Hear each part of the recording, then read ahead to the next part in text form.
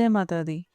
आज हम सब किसी न किसी रूप में साधना करते हैं, पूजा पाठ करते हैं, नाम जप करते हैं, ताकि हमारे जीवन में धन और समृद्धि बनी रहे, परिवार में सुख शांति रहे और जीवन के आवश्यक भौतिक साधन सहज रूप से मिलते रहें।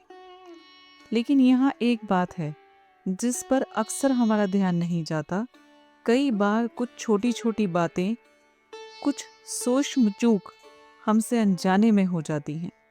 उन चूकों की वजह से पूजा की, साधना की या आपके संकल्प की ऊर्जा पूरा प्रवाह नहीं बना पाती। और तब आपके मन में यह प्रश्न उठता है, सब कुछ करने के बाद भी फल क्यों नहीं दिख रहा। आज आप स्वयं देख सकते हैं कि माँ ललिता त्रिपुर सुंदरी की साधना पर लोगों का ध्यान तेजी से बढ़ रहा है।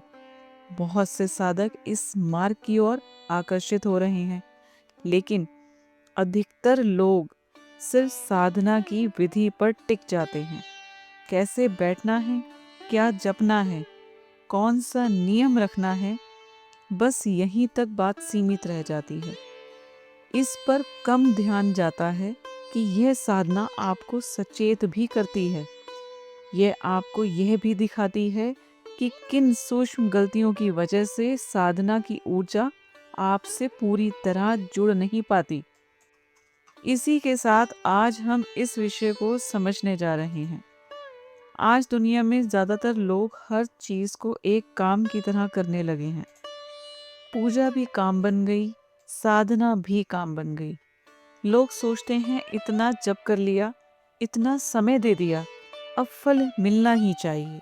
लेकिन आप समझिए, माँ ललिता की साधना इस सोच पर काम ही नहीं करती। यह साधना कर्म पूरा करने से नहीं चलती, यह साधना रिश्ते से चलती है। यह साधक और शक्ति के बीच एक बहुत ही नाजुक संतुलन पर आधारित होती है। यह संतुलन बाहर से नहीं दिखता, यह आपके भीतर बनता है। यहाँ यह नहीं देखा जाता कि आपने क्या किया, यह देखा जाता है कि आप कैसे हैं, आपके भीतर का भाव कैसा है, आपका मन कितना धैर्य रख पा रहा है, आप झुके हुए हैं या भीतर कहीं कठोरता बैठी है। यदि आपके भीतर संतुलन है तो साधना बहुत शांत ढंग से फल देती है, बिना हिलाए, बिना झकझोरे। लेकिन यदि आपके भीतर ही अस्थिरता है, यदि मन में जल्दबाजी है, यदि भीतर अहंकार छिपा है, तो यही साधना आपको आईना दिखाने लगती है। मैं यहाँ आपको साफ शब्दों में समझा रही हूँ, यह डर की बात नहीं है, यह किसी सजा की बात नहीं है। माँ ललिता की शक्ति कभी दंड देने नहीं आती, वह केवल यह दिखाती है कि साधक भीतर से किस अवस्था में खड़ा है। अब आप ललिता नाम को थोड़ा शिक्षक की तरह समझिए। अक्सर लोग सोचते हैं ललिता मतलब कोमल, ललिता मतलब सुंदर। यह समझ अधूरी है।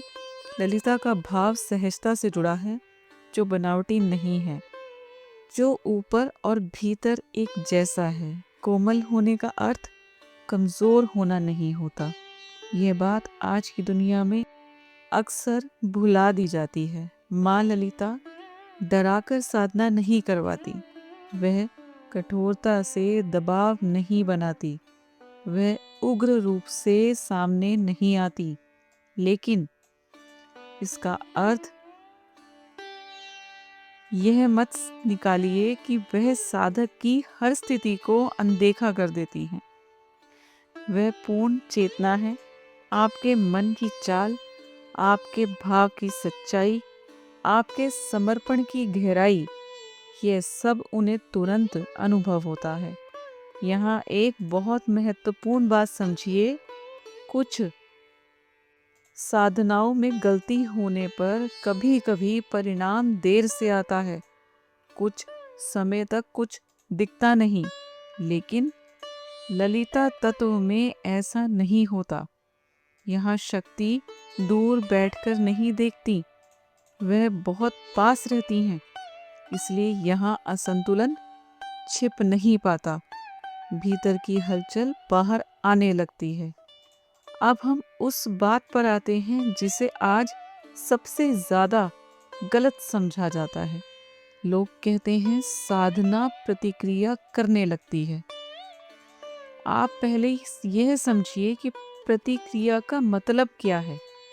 यह सजा नहीं है, यह दंड नहीं है, यह दर्पण है।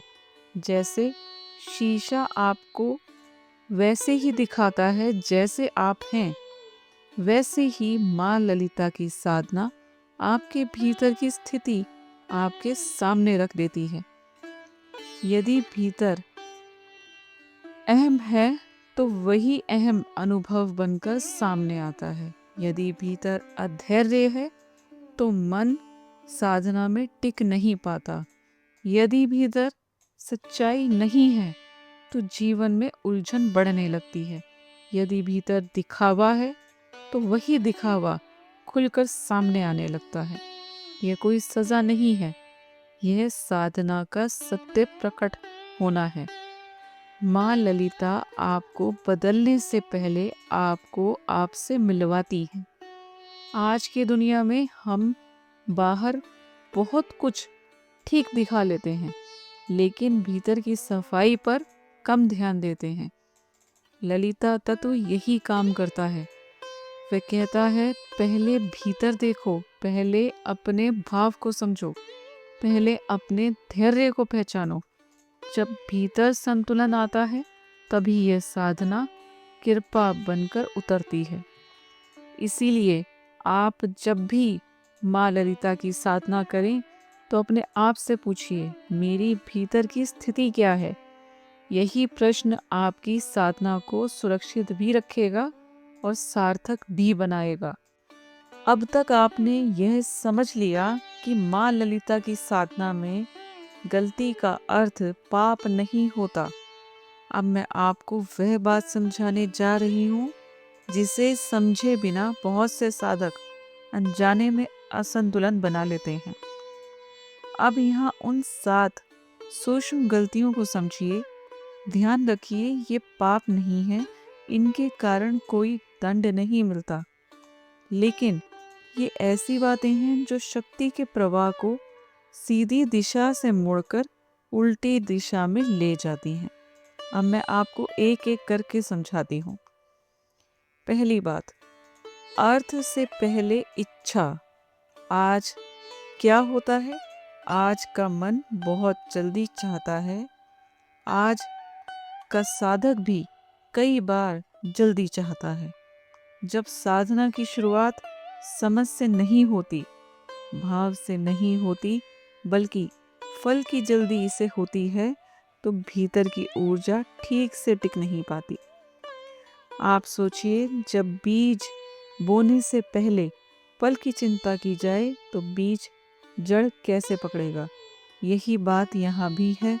जब आपके भीतर पहले इच्छा खड़ी हो जाती है और अर्थ बाद में आता है तो साधना की स्थिरता डगमगाने लगती है। दूसरी बात, भाव के बिना अनुशासन। आज बहुत लोग नियम निभा लेते हैं, समय पर बैठ गए, मंत्र बोल दिए, सब कुछ कर लिया, लेकिन भीतर झुकाव नहीं है, भीतर समर्पण नहीं है।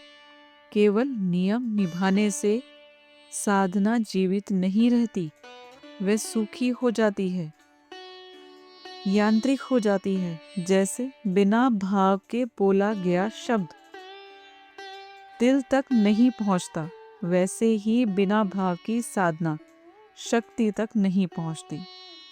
तीसरी बात, आत्म शुद्धि को हल्के में लेना। ये बिंदु बहुत ध्यान से समझिए। माँ ललिता का तत्व बाहरी सफाई से ज्यादा भीतर की सफाई चाहता है।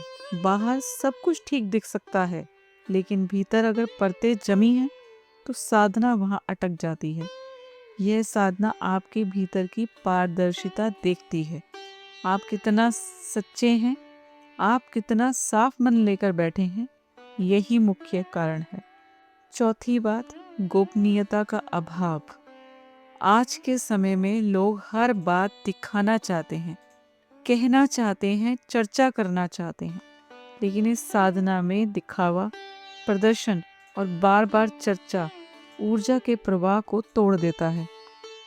यह साधना भीतर पनपती है, जैसे बीज मिट्टी में छुपकर बढ़ता है, वैसे ही यह साधना गोपनीयता में फलती है। पांचवी बात, अंधीकृत मिश्रण। आजकल लोग अलग अलग मार्ग, अलग अलग मंत्र, अलग अलग तत्व, सब कुछ एक साथ जोड़ देते हैं। बिना समझे जोड़ना संतुलन बिगाड़ देता है। जैसे दवा बिना पूछे मिलाने से शरीर पर उल्टा असर पड़ता है, वैसे ही साधना में असमझ मिश्रण भीतर की लय तोड़ देता है। छठी बात, आंतरिक मौन की उपेक्षा। यह बात बहुत गहरी है। जहाँ भीतर लगातार शोर है, विचारों की भागदौड़ है, वहाँ ललिता शक्ति ठहरती नहीं है।